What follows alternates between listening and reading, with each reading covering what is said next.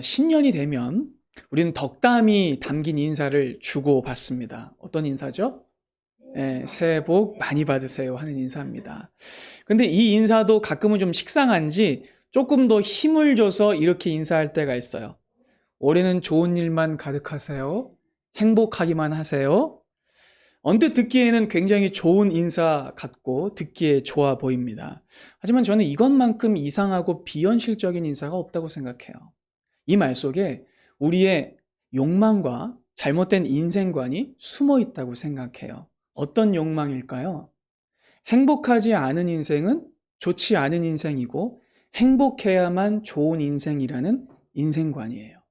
내 인생에 힘든 일은 일어나지 않았으면 좋겠고 자갈길, 진흙탕길 같은 건 없이 꽃길만 있었으면 좋겠다는 사고방식입니다.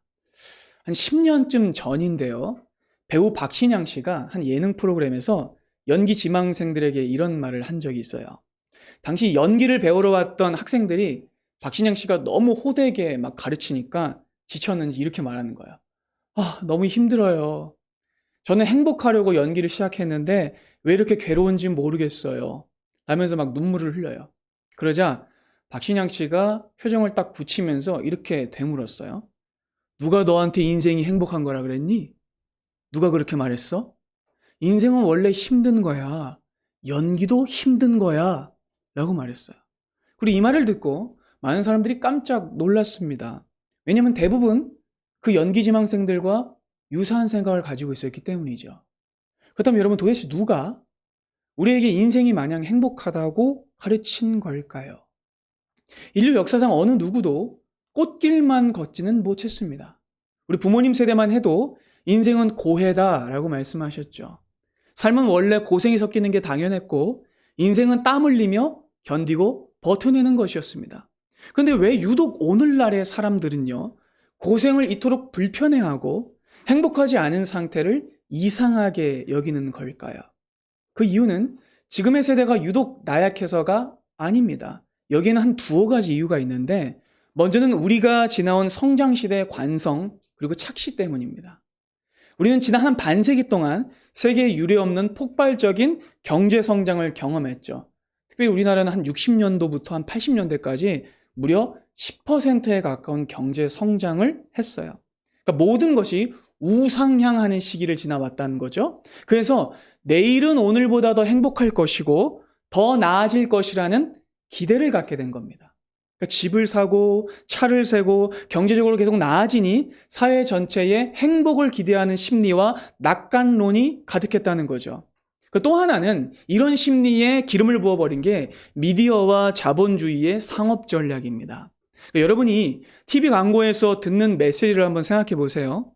사실 그것들은요, 물건을 파는 게 아니라 환상과 허영을 파는 거예요. 자, 이런 식이에요. 이 차를 타면 당신은 특별해집니다. 이 집에 살면 웃게 될 겁니다. 이 옷을 입으면 품위가 생길 겁니다. 그러니까 드라마와 미디어는요, 화려하게 편집된 삶을 보여주면서 계속해서 소비를 부추기죠. 이 정도는 살아야 보통이고 이 정도는 갖춰야 행복이라는 환상을 쉴 새 없이 주입해 왔어요. 그래서 현대인들에게는 행복이 인생의 목표라는 사고방식이 자리 잡게 된 거예요.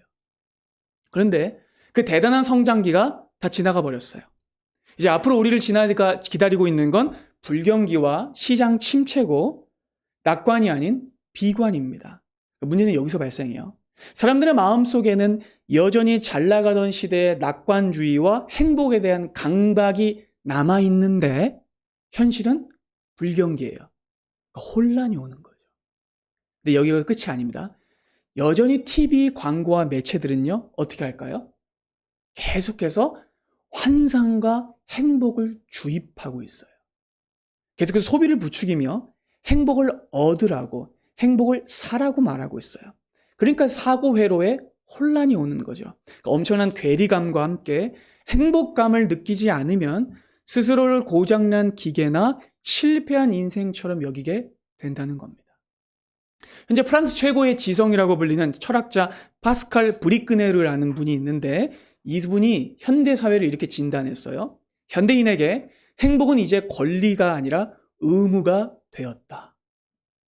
그러니까 여러분, 과거의 사람들은요, 행복을 인생의 목표로 삼거나 과도하게 거기 매달리지 않았어요. 근데 오늘날은요, 행복하지 않은 것이 죄가 되었고 무능한 게 되어버렸어요. 그래서 캐나다의 심리학자인 조던 피터슨도 이 점을 지적하죠. 인생은 원래 고통이고 이것이 기본 전제다. 그런데 현대인들은 행복을 인생의 목표로 삼았다. 행복을 목표로 삼는 순간 필연적으로 찾아오는 고통 앞에서 당신은 실패자가 된다 라고 진단했어요. 그러니까 여러분, 오늘날의 사람들이 과거의 사람들보다 더 쉽게 무너지는 이유가 바로 여기에 있어요. 도파민에 중독되고 만들어진 행복에 집착하고 여전히 현실과 동떨어진 것을 쫓고 있기 때문입니다. 근데 안타까운 점은 이런 얄팍한 행복 지상주의가 교회 안에까지 들어왔다는 점이에요. 1970년대 미국에서 발생한 적극적 사고방식 들어보셨을 겁니다. 그렇죠? 포지티브 띵킹이라고 해서. 근데 이게 2000년대에 정점을 찍었어요. 여러분 다 아실 거예요. 세계적인 베스트셀러가 됐던 긍정의 힘, 조엘 오스틴이죠. 이 책의 메시지는요, 세상의 광고 카피와 너무 닮을 수 있었어요. 하나님은 당신이 성공하길 원하십니다. 믿음으로 선포하면 부자가 되고 건강해지고 만사형통해집니다. 하나님은 당신의 행복을 원하십니다. 라는 것이 그 책의 주요 메시지였어요. 바로 이런 메시지들이 복음이라는 포장지를 쓰고 성도들의 눈과 귀를 사로잡은 거죠. 그 결과 십자가 고난과 자기 부인은 슬그머니 사라졌고 그 자리에 내 성공, 내 만족, 내 행복이 하나님의 뜻으로 인식되는 그런 분위기가 자리 잡게 됐다는 거죠. 다시 한번 강조하겠습니다.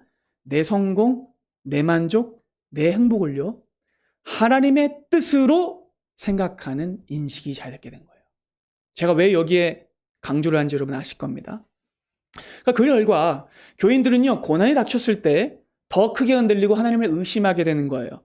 아니, 내가 긍정적으로 믿었는데 왜 내 인생이 잘 안 풀리는 거지? 하나님이 나를 사랑하신다면서 왜 나를 행복하게 만들어주시지 않는 거지? 하게 된 겁니다. 근데 여러분, 성경 어디를 봐도 행복이 우리 인생의 목표라는 구절은 없습니다. 여러분, 오해하시면 안 돼요. 제 말은 성경의 행복을 부정한다는 말이 아니에요. 하나님은 우리가 기쁨 가운데 살기를 원하시고 믿음의 길 안에는 행복도 있어요. 하지만 성경이 말하는 그 행복은요, 세상이 말하는 조건부 행복이 아닙니다. 번영신학과 긍정의 힘과 성공주의가 말하는 방식의 행복이 아니에요. 성경이 우리에게 말하는 행복은요, 상황에 따라 조건에 따라 변하는 얄팍한 행복이 아니라 그보다 더 크고 그보다 더 깊고 그보다 더 값진 것입니다. 세상은 나의 상황이 편해지고 내 인생이 안락해지는 것이 복이다라고 말하지만 하나님은요, 내 존재가 변하는 게 복이다라고 말씀하십니다. 세상은 내가 원하는 것을 얻는 것에 의미가 있다고 말하지만 성경은요, 하나님을 닮아가는 것에 인생의 진정한 의미가 있다라고 말합니다. 자, 오늘의 본문인 데살로니가전서 4장은요, 우리가 3주째 살펴보고 있는 주제가 이번에는 정확하게 문장으로 등장해요. 자, 다 같이 한번 읽어볼까요? 본문 한번 보겠습니다. 시작. 4장 3절. 4장 3절 함께 읽겠습니다. 시작. 하나님의 뜻은 무엇이라고요? 이것이니 너희의 거룩함이라. 여러분, 드디어 정답이 나왔어요. 여러분, 이것이 성경이 가장 확실하고 분명하게 가르치는 여러분을 향한 하나님의 뜻입니다. 아멘이 되세요? 자, 지난 시간을 통해서 우리는요, 하나님의 뜻이 실패 없는 선택지를 결정하는 것이 아니라 지혜로운 분별임을 배웠어요.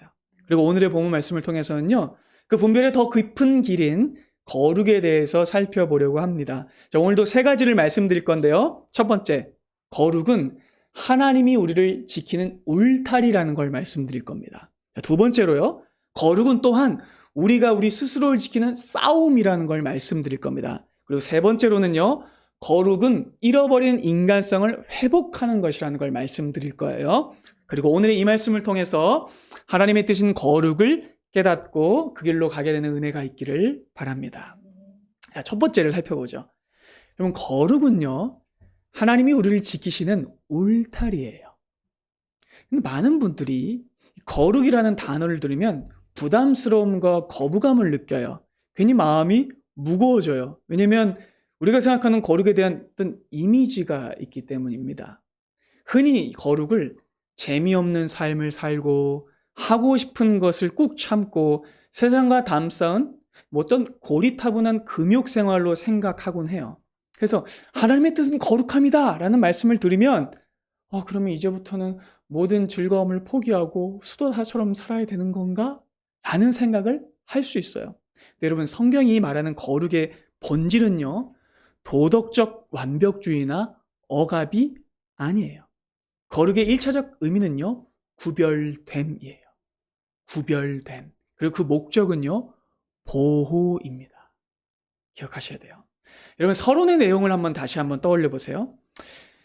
오늘날의 사람들이 또 우리가 이렇게 행복에 집착하는 이유가 뭘까요? 불안 때문입니다. 인생의 안전을 확보하고 싶어서 그래요. 그렇죠? 스스로 인생을 지킬 안정장치가 있으면 좋겠으니까 그것을 행복으로 찾고 싶고 지키고 싶은 거예요. 근데 여러분, 성경은 단호하게 말합니다. 외부적 조건은 결코 우리를 지키는 안전지대가 될 수 없다고 말이죠. 성경은 한결같이 우리에게 말씀합니다. 진정한 안전은 하나님이 쳐주신 거룩이라는 울타리 안에 머물 때에만 확보할 수 있다고 말이죠. 그리고 여러분, 이 사실은요, 오늘 본문만이 아니라 모든 성경에서 강조됩니다. 여러분이 너무 잘 아시는 시편 1편을 한번 생각해 보세요. 여기에 성경에 말하는 복이 등장하는데요. 이 복은 세상 사람들이 말하는 복과 다릅니다. 자, 어떤 모습일까요? 시편 1편 1절부터 보겠습니다. 천천히 한번 볼까요? 복 있는 사람은 악인들의 꾀를 따르지 아니하며 죄인들의 길에 서지 아니하며 오만한 자들의 자리에 앉지 아니하고 어떻게 합니까? 오직 여호와의 율법을 즐거워하여 그의 율법을 주야로 묵상하죠. 그는 시냇가에 심은 나무가 철을 따라 열매를 맺으며 그 잎사귀가 마르지 아니함 같으니 그가 하는 일이 모두 다 형통할 것이다 라고 말씀합니다. 여러분, 성경은요, 복 있는 사람을 설명할 때 바람 한 점 물지 않는 비닐하우스 속의 나무라고 말하지 않아요. 역경과 악천후는 전혀 겪지 않는 온실 속의 나무라고 말하지 않아요. 왜냐하면 인생의 비바람과 고난은 악인에게도 찾아오고 의인에게도 찾아오기 때문입니다. 그러나 여러분, 분명히 다른 것이 있는데 그것은 무엇이냐면 복 있는 사람은요, 견고하게 어딘가에 심겨져 있다는 겁니다. 바로 시냇가죠. 그는 생명의 근원 옆에 심겨져 있어요. 그래서 철을 따라 열매를 맺으며 어떤 가뭄이 와도 뿌리가 마르지 않는 겁니다. 그리고 이 시냇가가 바로 거룩의 자리인 거죠. 구별된 자리인 겁니다. 그 자리는 어떤 자리냐면 악인들의 꾀를 따르는 자리가 아니고 죄인들이 서는 길이 아니고 오만한 자들이 앉는 자리가 아닌 겁니다. 그럼 뭐예요? 구별된 자리인 거죠. 깨달으십니까? 그래서 여러분, 겉보기에 이 복 있는 사람의 삶은요, 사실 야생의 삶처럼 보여요. 수많은 악천후와 거센 비바람에 노출되어 있는 삶이기 때문입니다. 그런데 여러분, 분명한 사실이 있으니 거룩의 자리에 앉은 사람은요, 그 어떤 고난 속에도 뿌리가 보호받는다는 사실입니다.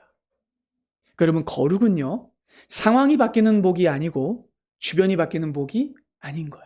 거룩은요, 모든 환난과 어려움에도 불구하고 존재가 뿌리로부터 지켜지는 복인 겁니다. 여러분, 거룩은 우리를 가두는 갑옷이 아니에요.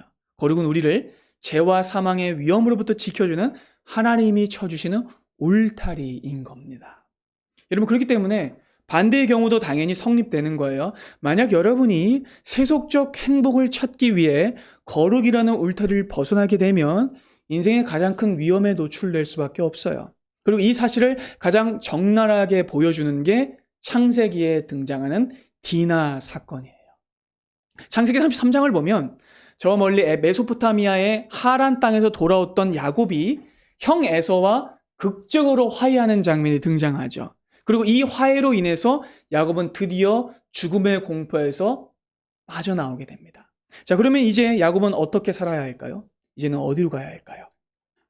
사실 야곱에게는 가나안 땅에 돌아오자마자 가야 할 곳이 있었어요. 어디였을까요? 베델입니다. 베델. 처음 집에서 도망칠 때 하나님이 그를 찾아오셨던 서원의 장소였죠. 야곱은 그리로 가야 했어요. 근데 이때 야곱은요, 자기를 얽매고 있었던 공포와 불안이 사라지자 베델로 가지 않고요, 세겜이라는 도시에 가서 거기에 살게 됩니다. 왜 그랬을까요? 세겜이 살기 좋았기 때문입니다. 문명이 발달하고 즐길 거리가 많은 도시였기 때문에 그래요. 소위 우리가 말하는 꽃길처럼 보였기 때문입니다. 야곱은 그곳에서 적당히 세상과 어울리며 안락한 행복을 누리려고 했던 거예요. 즉, 거룩한 울타리 밖으로 나가버린 거죠. 그 결과 끔찍한 사건이 벌어집니다. 야곱의 딸 디나가 어느 날 그 땅의 딸들을 보러 나갑니다. 디나 역시 세상의 화려한 문화와 행복을 기웃거린 거예요. 그리고 그로 인해서 치욕적인 일을 겪게 됩니다. 온 집안이 뒤집어지죠. 그리고 이 일로 인해서 야곱의 아들들, 오빠들은 분노해서 세겜성에 있는 모든 남자들을 무자비하게 다 살인하는 끔찍한 일이 벌어져요. 이름 보세요. 언약 가문이 하루아침에 살인자의 집안이 되어버렸어요. 그리고 야곱은요, 자신이 주변 민족들에게 보복당할까봐 또 두려워 벌벌벌 떨게 됩니다. 보세요. 그 죽을까봐 두려워 벌벌 떨던 야곱이 겨우 에서와 화해했는데 그가 거룩을 지키지 못하가 또 어떤 일이 벌어져요? 또 두려워 떠는 일이 벌어지는 거예요. 그러니까 안락을 쫓은 결과가 파멸로 돌아온 거예요. 야곱이 행복을 얻기 위해 세상과 섞여 버렸을 때, 구별됨을 잃어버렸을 때 그는 크게 넘어졌어요. 울타리를 벗어나자 들판에서 맹수를 만난 꼴이 된 거죠. 이것이 거룩을 잃어버린 성도가 겪는 실존적 위기입니다. 그런데 그렇게 가정이 붕괴되고 몰살당할 위기 앞에서 하나님이 야곱을 찾아오십니다. 그때 하나님은요, 야곱이 이 위기를 극복할 수 있는 단 하나의 처방을 내리세요. 35장을 보겠습니다. 하나님이 이렇게 말씀하시죠. 일어나 베델로 올라가 거기 거주하며 내가 네 형 에서의 낯을 피하여 도망하던 때에 내가 나타났던 하나님께 거기서 제단을 쌓아라. 그리고 2절 보죠. 야곱이 그러자 집안 사람들과 자기와 함께한 모든 사람들에게 이렇게 명령합니다. 너희 중에 있는 이방 신상들을 버리고 자기를 정결하게 하고 너희들의 의복을 바꿔 입어라. 우리가 일어나 베델로 올라가자 내 환난 날에 내게 응답하시며 내가 가는 길에서 나와 함께 하신 하나님께 거기서 제단을 쌓으려 한다라고 말하죠. 그러면 이 구절 안에 야곱 가문이 세겜에서 어떻게 살았는지가 다 드러나죠.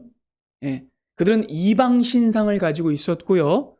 부정한 상태에 있었습니다. 그들은 세상의 옷을 입고 있었습니다. 거룩을 떠나 살았던 거죠. 그래서 그들에게 치명적 위기가 찾아왔던 겁니다. 그리고 그러면 이때 하나님이 어떻게 야곱 가정을 회복시키시는지를 보세요. 하나님은요, 강력한 군대를 보내주겠다라고 하지 않으세요. 하나님은요, 성벽을 쌓아라 라고 말씀하지 않으세요. 하나님이 이렇게 말씀하세요. 베델로 가서 제단을 쌓고 제사를 드려라. 이 말은요, 자기를 정결하게 하라는 뜻이고 잃어버린 거룩을 회복하라는 말씀인 겁니다. 그리고 그 말씀대로 야곱이 가족 안에 있던 이방 신상을 땅에 묻고 자기를 구별하여 하나님께로 방향을 돌리자 하나님은요, 사면 고hul로 두려워 떨게 하셔서 더는 야곱의 아들들을 추격하는 사람이 없게 하십니다. 여러분 보세요. 무엇이 그들을 살렸습니까? 행복을 지키기 위한 그 자신들의 꾀가 아니었습니다. 군사력이 아니었습니다. 무엇이 그들을 살렸습니까? 거룩의 회복이 그들을 살린 겁니다. 그러면 거룩은요, 짐이 아닌 거예요. 하나님이 우리에게 거룩하라고 요구하신 이유는 우리를 올가매기 위해서가 아니라 가장 안전한 울타리 안에서 우리를 지키시기 위함입니다. 두 번째입니다. 거룩은 또한 우리가 스스로를 지키는 싸움이기도 해요. 자, 앞서 거룩이 하나님이 우리를 지키는 수동적 보호임을 배웠죠. 근데 여러분 이제는 거룩이 세상 속에서 우리가 스스로를 또한 지키고 감당해야 할 능동적 저항이라는 걸 살펴볼 거예요. 자, 울타리가 있다고 해서 안전이 저절로 확보되는 건 아니죠. 우리는 날마다 그 안전한 경계 안에 머무르는 선택을 해야 되는 거예요. 그래서 여러분 거룩은요, 동시에 싸움이기도 합니다. 자, 이제 본문을 보겠습니다. 자, 오늘 본문의 이 데살로니가 전서를 보면 바울은요, 뜬구름 잡는 이야기를 하지 않고요, 아주 구체적으로 현실 안에서 거룩하라라고 말해요. 그리고 그 이유는 데살로니가 교회가 처한 상황과 그들의 현실이 굉장히 거칠고 위험했기 때문입니다. 데살로니가는요, 그리스 북부의 거대한 항구 도시였어요. 그리고 언제나 이런 곳에는 사람들이 많이 모이죠. 그리고 돈이 모입니다. 그리고 낯선 뱃사람들이 오가면서 이런 도시에게 드러난 특징이 나타나죠. 어떤 특징이냐면 유난히 세속적이고 쾌락이 성행하며 현실적 성공에 집착한다는 특징입니다. 그리고 실제로 그들이 믿었던 토속신들의 제사를 보면 술에 만취한 상태로 성적으로 막 난잡하게 어울리는 형식이었어요. 그래서 당시 데살로니가 사람들이 정의하던 행복은요, 단순했습니다. 내가 원하는 걸 얻는 거예요. 내 몸이 원하는 쾌락을 누리는 거예요. 그것이 행복이에요. 그러니까 그들이 믿는 신도 어떤 대상일까요? 나에게 행복을 가져다 주는 대상인 거예요. 오늘날과 다르지 않죠? 문제는 이러한 세속적 행복론이 데살로니가 교회의 성도들의 머릿속에 그리고 그들의 삶의 자리에 여전히 끈덕지게 달라붙어 있었다는 거예요. 예수를 믿게 되어도 몸에 된 습관과 세속적 사고방식은 하루아침에 바뀌지 않죠. 아니, 오히려 여러분들이 예배를 드리고 또 세상에 나가 사는 동안 더 많이 또 때가 탈 수도 있습니다. 여러분, 현실 세계는 계속해서 음란과 세속 가치로 여러분들을 유혹해요.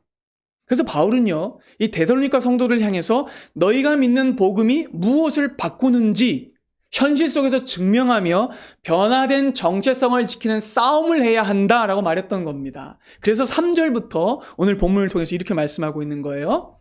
하나님의 뜻은 이것이니 너희의 거룩함이라. 구체적으로 이것입니다. 음란을 버리는 거예요. 각각 거룩함과 존귀함으로 자기의 아내에 대할 줄을 알고 하나님을 모르는 이방인과 같이 세욕을 따르지 말고 이 일에 분수를 넘어서 형제를 해하지 말라. 이는 우리가 너희에게 미리 말하고 증언한 것과 같이 이 모든 일에 주께서 신원하여 주심이라. 하나님이 우리를 부르심은 부정하게 하심이 아니요 거룩하게 하심이다 라고 말해요. 자, 본문에서 바울은요, 두 가지 구체적인 싸움을 명합니다. 첫 번째는요, 몸의 싸움입니다. 그리고 자신과의 싸움이에요. 바울은요, 음란을 경계하며 몸을 자기 마음대로 사용하면 안 된다고 말해요. 성과 관련된 내용이죠.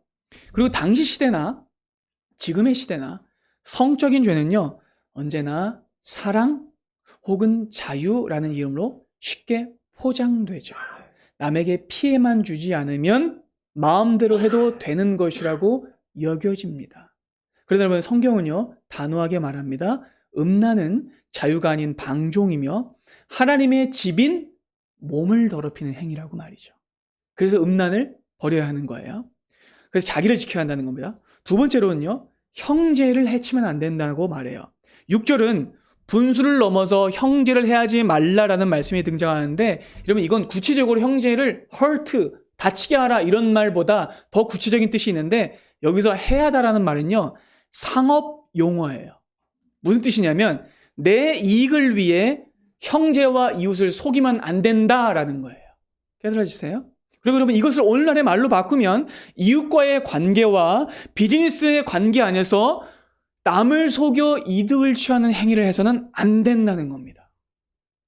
그러니까 타인을, 이웃을 지키라는 거죠. 근데 여러분 사실은요, 이 명령 역시 나 자신을 지키기 위한 것이기도 해요. 만약 사람이 자기 이익을 위해 다른 사람을 상하게 하면 그것은 어떤 방식으로든 나를 다치게 만듭니다. 잠깐은 행복처럼 보일 수 있지만 반드시 화를 불러요. 그렇죠? 그렇기 때문에 바울은요, 인간 존재의 중심이 상하지 않기 위해 이 권면을 주고 있는 거예요. 그리고 아마 여러분 눈치채실 수도 있는데 바울이 지금 하고 있는 이 권면은요, 원문이 있어요. 그 원문이 뭘까요? 거룩에 대한 하나님의 명령인 십계명입니다. 하나님의 자녀가 하나님의 자녀됨을 지키며 하나님의 자녀답게 살기 위한 실질적 싸움의 명령이었죠. 그러면 하나님이 요구하시는 거룩은요, 기도원이나 예배당에 갖춰진 게 아니라는 거예요. 거룩은요, 우리의 삶 전체를 지키는 것이자 여러분들의 인생 안과 밖을 모두 지키는 싸움이에요. 왜냐면요, 여러분 음란을 생각해 보세요. 음란은 어디에서 벌어집니까? 가장 은밀한 내 자리에서 벌어집니다. 사적인 장소죠. 근데 하나님은 그 자리를 지키길 원하시는 거예요. 자, 뿐만 아니라 형제를 해하는 일은 어디서 벌어집니까? 공개된 시장과 밖에서 벌어지죠. 공적 장소에서. 하나님은 바로 그 개방된 장소에서도 우리가 자신을 지키길 원하시는 겁니다. 즉 이 말씀은요, 하나님이 사적인 영역과 공적인 영역 모두에서 우리의 거룩을 요구하신다는 겁니다. 여러분, 거룩은요, 종교적인 분위기나 엄숙한 외형이 아닙니다. 거룩은 죄악된 나의 본성과 싸우는 것이고 사탄과 싸우는 것이며 타인을 속이고 세속적 시장 원리에 대한 저항이기도 해요. 그것은 치열한 전투죠. 그리고 이 치열한 전투에서 거룩을 선택함으로 승리한 사람이 있습니다. 창세기에 등장하는 요셉이에요. 요셉은 어느 날 자신이 원치 않는 불행에 습격당합니다. 요셉은 행복하지 않았어요. 그는 형제들에게 미움을 받아서 애굽의 노예로 팔리게 되죠. 이후 요셉은 이 바로의 친위대장인 보디발의 집에 팔리게 됩니다. 그리고 얼마의 시간이 지나 조금 살만해져요. 그러던 어느 날 그에게 행복을 줄 수 있을 것으로 보이는 상황이 펼쳐져요. 보디발의 아내가 그에게 손을 딱 내민 거죠. 그리고 그때 성경은요, 아무도 보는 사람이 없었다라고 말합니다. 여러분, 이걸 세상의 행복론으로 접근하면 어떻게 볼 수 있을까요? 그 손을 잡아야 하죠. 주인의 아내와 은밀한 관계를 맺으면 육체적 쾌락은 물론이고 몸도 편해지고 신분이 상승할 수 있는 기회가 생길 수 있기 때문입니다. 그리고 이것은요, 유혹이 아니라 불행을 피할 수 있는 행복의 지름길처럼 보여요. 그런데 여러분, 이 결정적인 순간에 요셉은 어떻게 합니까? 자기를 유혹하는 그 손을 뿌리치고 그 자리를 떠납니다. 그리고 이때 그는 이렇게 소리치죠. 내가 어찌 이 큰 악을 행하여 하나님께 죄를 짓겠습니까? 라고 말해요. 그는요, 거룩을 지킨다는 것이 무엇인지를 너무나 명확하게 알고 있었어요. 그것은 고상한 명상이나 종교적 제의가 아니었습니다. 그것은 나의 행복을 위해 죄와 타협하지 않겠다는 영적이며 동시에 육적인 전인적 싸움이었어요. 그리고 여기서 분명히 요셉은 이렇게 말하고 있어요. 하나님께 죄를 지을 수 없다라고 말해요. 그러니까 보디발이라는 자기의 현재의 주인보다 더 큰 진짜 주인이신 하나님 앞에 죄 지을 수 없다라고 말했다는 거죠. 그럼 이때 요셉은 어떻게 이 결정을 내릴 수 있었던 걸까요? 자기 미래를 미리 알았기 때문일까요? 이 유혹을 잘 지나가면 애굽의 총리가 될 수 있을 것이라는 걸 자기가 내다봤기 때문일까요? 아니에요. 요셉은 당장에 이 유혹을 뿌리치면 얼마 안 가 자기에게 불합리한 일이 벌어지고 불행이 펼쳐질 것을 알았습니다. 그러면서 그는 내일의 행복이 아니라 오늘의 거룩을 선택한 거죠. 왜요? 그것이 하나님의 뜻이기 때문입니다. 그의 초점은요, 자기에게 가 있지 않았어요. 자기의 욕망과 쾌락과 현생의 성공에 가 있지 않았어요. 그의 초점은요, 하나님께 있었고 하나님이 원하시는 거룩에 있었습니다. 그 결과 하나님은 요셉을 끝까지 선한 길로 인도하시죠. 여러분, 우리는 자꾸만 인생길에서 물어봐요. 하나님, 어떤 직장에 가야 행복할 수 있을까요? 어디로 이사 가야 편안할 수 있을까요? 누구랑 결혼해야 행복할 수 있을까요? 우리는 하나님의 뜻을 우리의 삶의 행복 경로를 결정해 주시는 것이라고 착각하는데요. 하나님은 우리에게 선택에 대한 정보를 주시지 않습니다. 하나님은요, 우리가 이미 하나님께 받은 명령인 거룩의 싸움을 해나가길 원하세요. 세 번째입니다. 거룩의 목표는 인간성의 회복입니다. 자, 우리는 앞서 거룩이 우리를 지키는 울타리이자 거짓 행복과 맞서 싸우는 치열한 싸움임을 확인했습니다. 근데 그것을 안다고 해도 이 싸움은 너무나도 어렵습니다. 왜냐면 우리가 일상의 순간순간마다 이 울타리를 향해서 자꾸 막 나가고 싶은 마음이 들기 때문이죠. 그 이유는 우리의 의지가 그냥 약해서가 아니에요. 여기엔 더 깊은 원인이 있죠. 바로 우리 안에 있는 아담적 자아, 병든 본성, 우리의 영혼의 죄 때문입니다. 여러분, 인류의 첫 조상인 아담과 하와가 범한 죄의 본질이 무엇이었습니까?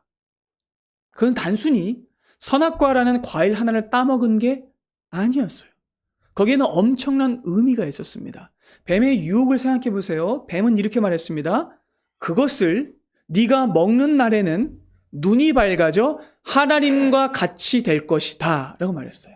여러분, 이게 무슨 뜻입니까? 이제부터는 너의 인생을 스스로 결정해라 라는 유혹이에요.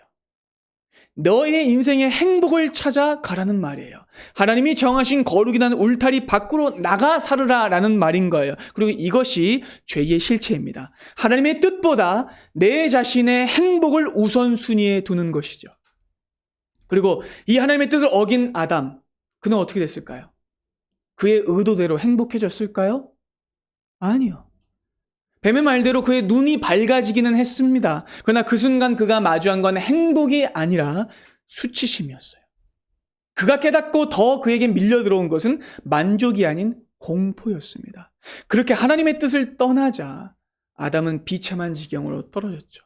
결과 짐승보다 못한 존재가 되었고 고장난 인간이 된 거예요. 그리고 이것이 아담 이후로부터 모든 사람들이 겪는 고통의 원인이자 인류의 모든 사람들이 여전히 자기 행복을 쫓게 된 이유입니다. 죄를 떠나 스스로, 죄는 하나님을 떠나 스스로 행복해지려는 모든 시도입니다. 그렇기 때문에 여러분, 우리에게 구원이 필요한 거예요. 구원이 무엇일까요? 구원은 티켓 하나 얻는 게 아니에요. 구원은 죄로 인해 고장난 우리를 다시 고치시는 하나님의 수리 과정입니다. 재창조예요. 그리고 그 과정을 성경은 거룩이라고 말해요. 그러니까 하나님께서는요, 죄로 인해 망가진 우리를 처음 설계하신 그 모습 그대로 회복해 가길 원하시고 우리를 처음에 만드신 진짜 인간의 모습으로 다시 만들어 가기를 원하세요. 그래서 히브리서 12장이 뭐라고 말씀하고 있냐면 이렇게 말씀하고 있는 거예요. 다 같이 함께 읽겠습니다. 시작. 모든 사람과 더불어 화평함과 거룩함을 따르라. 이것이 없이는 아무도 주를 보지 못하리라.